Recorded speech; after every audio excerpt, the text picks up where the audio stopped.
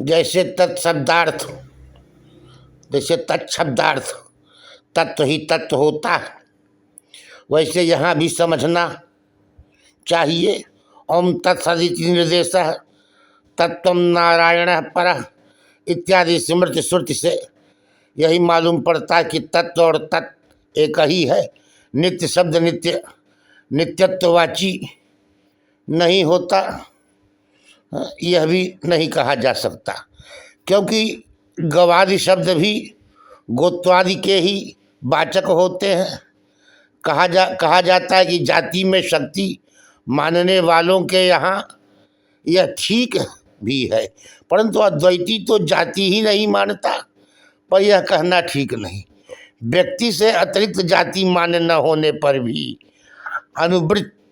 अनुवृत्तत्व रूप से व्यक्ति को ही जाति मानने में कोई आपत्ति नहीं। व्यक्ति के ही अनुवृत्त एवं व्यावृत्त दो रूप होते हैं। अनुवृत्तत्व रूप से गोत्व ही व्यक्ति है, व्यावृत्तत्व रूप से गौ व्यक्ति है। अतः नित्य एवं अनित्य, नित्य और नित्यत्व दोनों ही व्यक्ति ही है, व्यक्ति एक ही है। अतः नित्यत्व नित्य से अभिन्न ही है। इस तरह सत्यत्वादि भी सत्य ब्रह्म रूप ही है। श्रुति सिद्ध एवं अनुभवानुसारी ही तर्क मान्य होता है, तद विरुद्ध तर्क मान्य नहीं होते। ब्रह्म का निर्विशेषत्वानुमान श्रुति एवं अनुभव के अनुसार सविशेषत्वानुमान उभय विरुद्ध है। इसलिए अनुमान से ब्रह्म का सविशेषता नहीं सिद्ध होती। श्रुति युक्त्यानुभूतिभ्यो वदताम किंतु किन्नु अशंकम।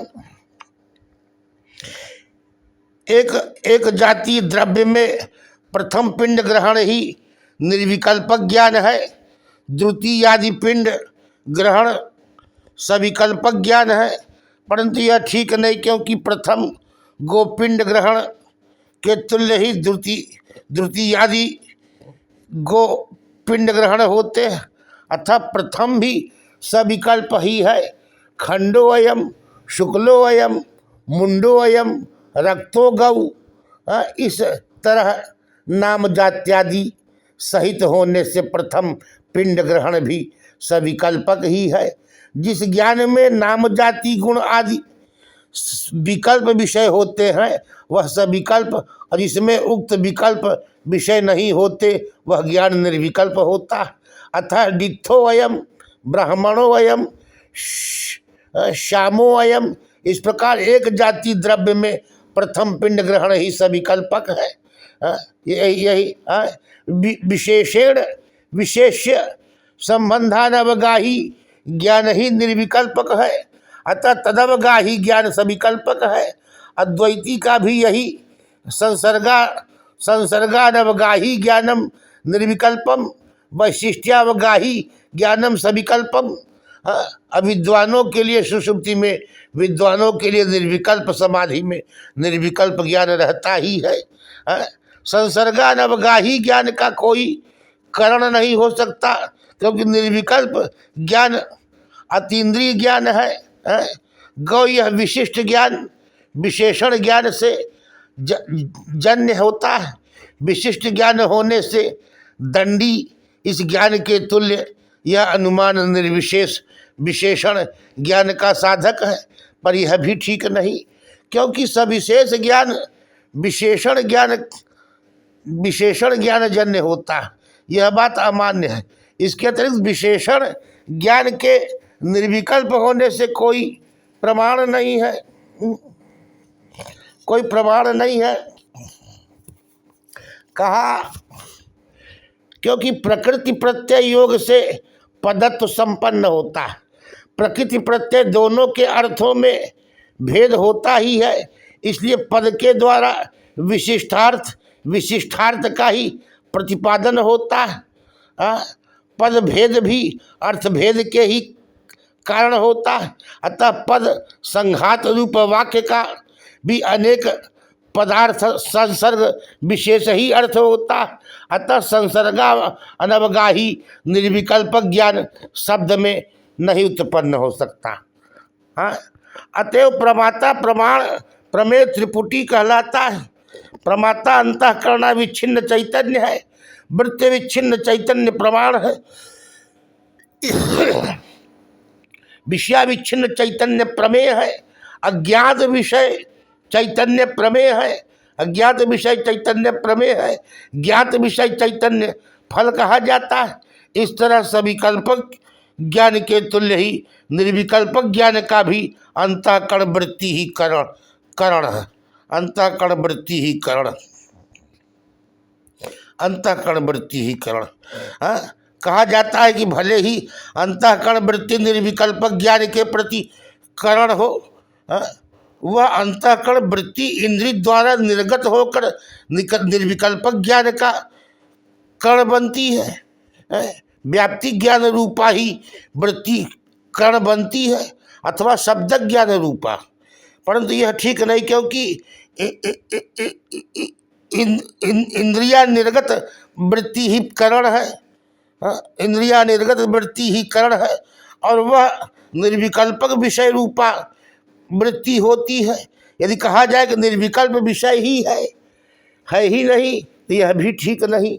पूर्ण में निर्विषय वस्तु सत्व प्रतिपादन किया जा चुका है, कर ही चुके हैं पहले। जैसे विषय होता है वैसे ही अंतःकरण का आकार बनता है। अतः यदि सविकल्पक विषय के अनुसार अंतःकरण की सविशेषाकारता संभव है, तो निर्विशेषाकारा में क्या आपत्ति होती है। हाँ, आज एकादशी है, अब एकादशी का तो कोई विशेष आकार समझ में नहीं आता, लेकिन एकादशी काराकारित अंतःकरण बन जाता है। आज द्वादशी है। जब ब्रह्म निराकार है तब चित्त में ब्रह्माकारता कैसे होगी, पर यह ठीक नहीं, क्योंकि चित्त भी निराकार ही है। यदि ब्रह्म का चिदानंद रूप आकार होता है तो चित्त भी चिदानंदाकार ही बनता है। कहा जाता है कि ब्रह्म तो चित्त का अविषय है, फिर चित्त ब्रह्माकार कैसे होगा, परंतु यह भी ठीक नहीं। संस्कृत चित्त का विषय ब्रह्म होता है, यह सिद्धांत मान्य है। मनसैवाणु द्रष्टव्यम, संस्कृत वेदांताभ्यासजन संस्कृत प्रचय अंतःकरण की वृत्ति से वह देखा जाता है। इसलिए निर्विकल्पकत्व ब्रह्म विषयकत्व अंतःकरण वृत्ति से जन्य निर्विकल्पक ज्ञान होता है। अतः व्याप्ति ज्ञान के अनुमित ज्ञान होता है, पदार्थक ज्ञान से वाक्यार्थक ज्ञान होता है, शब्द ज्ञान निर्विकल्पक ज्ञान में करण होता है। पद संघात रूप वाक्य के संसर्गानवगाही ज्ञान जनन में यद्यपि दोष कहा गया है, तथापि ब्रह्माकार वृत्ति जनन में कोई दोष नहीं। यह प्रश्न होता है कि तत्वमसि इत्यादि वाक्य श्रुति एवं विचारित होकर संसर्गानवगाही ज्ञान जनन करके ब्रह्माकार अंतःकरण वृत्ति पैदा करता है, या संसर्गानवगाही ज्ञान या बिना पैदा किए ही। प्रथम पक्ष में उक्त दोष लागू होगा, क्योंकि पद संघात रूप वाक्य पदार्थ संसर्ग विषय का ही ज्ञान जनन करेगा। दूसरा पक्ष भी ठीक नहीं, क्योंकि ब्रह्माकार वृत्ति वाक्य से कैसे होगी, परंतु यह सब कथन ठीक नहीं, क्योंकि तत्वमस्यादि वाक्य ब्रह्माकार वृत्ति उत्पन्न होना ही वाक्यों की संसर्गा अनवगाही जनकता है। पद एवं पद समुदाय रूप वाक्य तात्पर्य विषय अर्थ का ही बोधन करते हैं। यत्पर शब्द स शब्दार्थ गौ गम लिडो धातु से निरंतरम गच्छति, जहाँ सब जो निरंतर गमनशील है वही गौ है, तो गौ शेते गाय सोती है, ऐसा कैसे फिर बनेगा।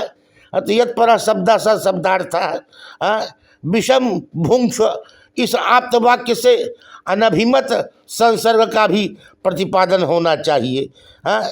यहाँ पर केवल शत्रु के घर न खाना ही विवक्षित है, विष को खा लेना विवक्षित नहीं है। यत्पर शब्द स शब्दार्थ गंगायाम घोष, यहाँ घोष गंगा में रह नहीं सकता अतः संसर्ग यहाँ प्रत्यक्ष बाधित होता है। स्वयं देवदत्त है, यह तत्परोक्ष एवं इदम अपरोक्ष काल का संसर्ग अयुक्त ही है। अतः तात्पर्य विषय अर्थ संसर्ग ही हो यह नियम नहीं बन सकता।